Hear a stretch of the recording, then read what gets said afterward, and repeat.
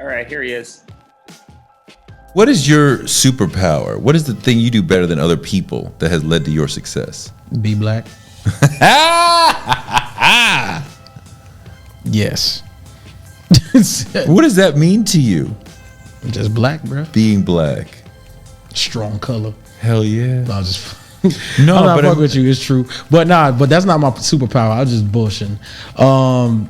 My superpower, man, is I don't know, getting people together. I think that's my superpower. But being black is really important, I think, for both of us. It's very important.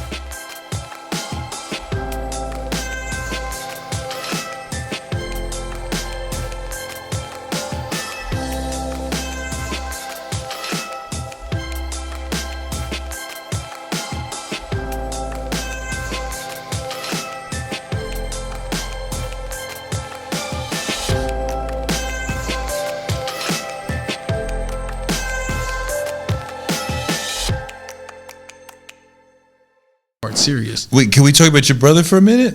Yeah. Because your brother was murdered by the police, and I want to hear you tell us what happened and how that changed your life. I just remember being at my friend Freebase's house, and How I was old were making you? a beat.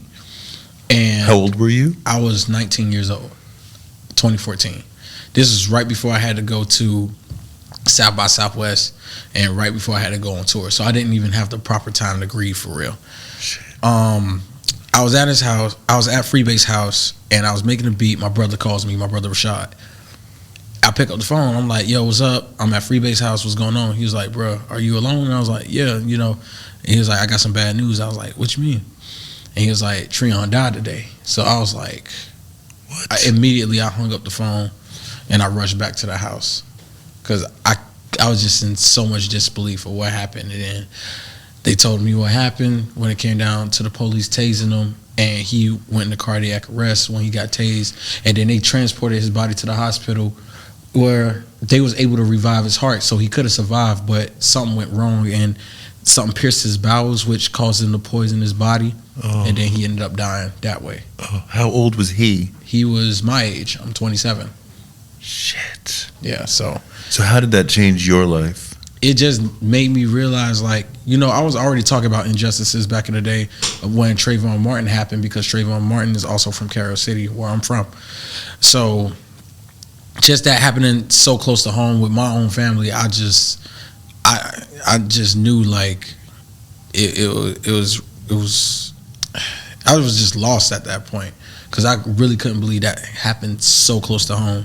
You know, that happened to a family member that I would have never thought it would happen to somebody in my immediate family. And that was something that, like, pretty much hit all of us hard. My father, my mother, my brothers. And not on top of that, we had to bury my grandmother and him in the same week. So my grandmother passed first, and then we had to bury him a week later. And you talk about you went to South by Southwest, you kept working, you kept your schedule. So you said you didn't grieve properly. I didn't grieve properly. I was able to go back for the funeral and stuff like that, because, you know, I had to be the pallbearer, me and my other brothers, and like, had to bury him. But it was like, as in grieving, I never really got the chance. It just made me want to, like, I just became angry, like, very angry. I was very angry about police and not fucking with them. And even to this day, I still don't fuck with police. Of course. So did that anger and depression go into your music? Of course it did. But it was like more stuff to be angry about, man. It was a lot that I was dealing with that was just a piece of it. And it was just like feeling like just things weren't fair or wasn't in my favor when I was a child, you know?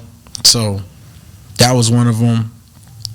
Being abused as a kid, just everything trickling down into me being a very angry, depressed, sad person. What's some of the abuse you're talking about? Sexual abuse. A person in your family or a person in your community? Person that I know, close to family, but who was touching you in fucked up ways. Yes. And what impact did that have on you? Well, as an adult, it made me like, I didn't really, that was something I like buried You know what I'm saying? I wasn't really thinking about it. But when I was seeing like how I was objectifying women, treatment of women, the way I was with them, you know what I'm saying? Like treating them like objects. That's when I realized I was, you could be an addict and you could be somebody that's a victim to your habits. You get what I'm saying? And making bad choices. Because there's I know the difference between making mistakes and making bad choices. So me making bad choices stem from that, because I didn't even get to deal with that properly, because let's face it, therapy isn't normalized in the black community. No. It's Are not. you in therapy? Yeah, I've been in it for 2 years. That's why I'm chilling. And that's made a big difference. Made a big difference, and my therapist will always be like, yo, you got to find some type of faith. You know what I'm saying? Like spiritual. Mm-hmm. Yeah. So have you done that? Have I done that? I'm looking in the right places. I mean, I ain't gonna be no Satanist or nothing like that, you know what I'm saying? Or atheist. I know I believe in God. Do you have a black therapist? Nope. My therapist is white. Because at different times in my life, I've thought about going to therapy, and I've thought, do I need a black therapist because of the obvious connections, or can I get what I need out of this with a white person or Asian person or whatever? I'm just a person like, if this your profession and you get the job done and you get it done right, I'm gonna come to you. But you got to have a connection with that person. Nah, not really. The way I see it is like, we could build a connection. However, I want you to be totally different from me. Really? Gives another scope. So you can have a different perspective on you. Yeah. Interesting. No, I can see you need it. I mean, you got a lot on your spirit, a lot that you've been through that you're carrying, and you have an outlet, but you need to deal with that shit. Yeah. Most people are like, put it in the music, put it in the music, put it in the art, put it in the music. You put it in the music, put it in the art, but it's not really doing anything. It's helping somebody else, yeah. But it's not helping you to put it out? It does help me, but it wasn't helping me find the emotional intelligence to really convey my message for real, So when it came down to therapy, it was a lot. I was holding back a lot of grief, a lot of guilt, a lot of tears, a lot of things. I only seen anger and I seen depression. And I was like, why am I this depressed? And why am I this angry? Like, I shouldn't be this angry. Why am I this angry? Why do I have all these random outbursts? Because it was just life hitting me. And I just didn't know how to deal with it. And the trauma that's in you. Yeah, because the body keeps the score. Right. The body keeps the score. That's some therapy speak right there. It keeps the score. Whatever you do, that body is keeping that score. So it's up to you to really overturn that. And I just felt like if I do therapy and I do all this, because trauma trickles down from something.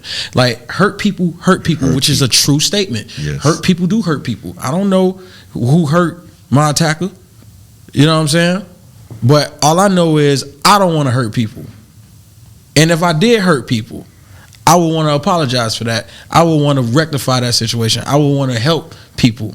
You know what I'm saying? But you're trying to break the cycle. Yeah. Breaking the cycle is beating the odds. If I break the cycle, I beat the odds. Not many people beat the odds. They could get out their situation, but they still dealing with shit. Money doesn't change people. It only amplifies who you are. Yes. I got money now. So it only was amplifying who I already was. Yeah. So if I know who I truly am, that's how I was able to okay, I can move forward if I know who I truly am. So wait, I want to hear about your album, right? Melt My Eyes, See Your Future. A lot of fucking love is coming at you from that album. A lot of people are like, yo, this is the shit.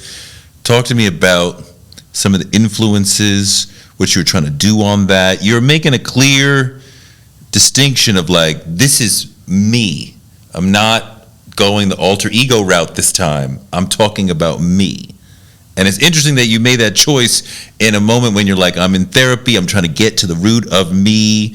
So talk to me about this album, what you're trying to do, the influences, what you think you accomplished. I wanted to talk about things that I obviously were going through, and I wrote the things I was going through in 2018 after I finished Taboo, right?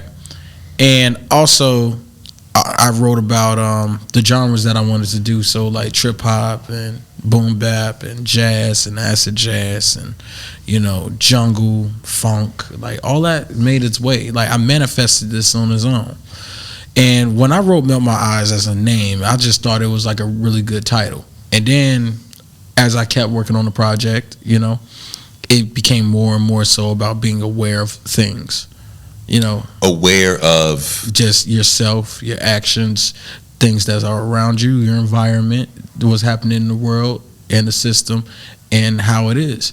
You know, just exposing the truth about oneself and the things that created you around you. So that's the point of melt. The melt is the truth. Once you melt your eyes, you know, there's nothing else you see. That's what it is. It's the truth. Like me looking at you right here, doing this interview, I'm telling you everything that it is. But the truth of the matter is that I'm talking to you because you're helping me with my platform. That's the truth. And sure. I'm also giving you a great interview at the end Absolutely. of the day. So that's the truth. To see your future is how you navigate. It's like the self-realization. Once you realize that about yourself, then you could be able to navigate through whatever obstacle you have in your life, because life is hard, but God is not going to give you what you can't handle.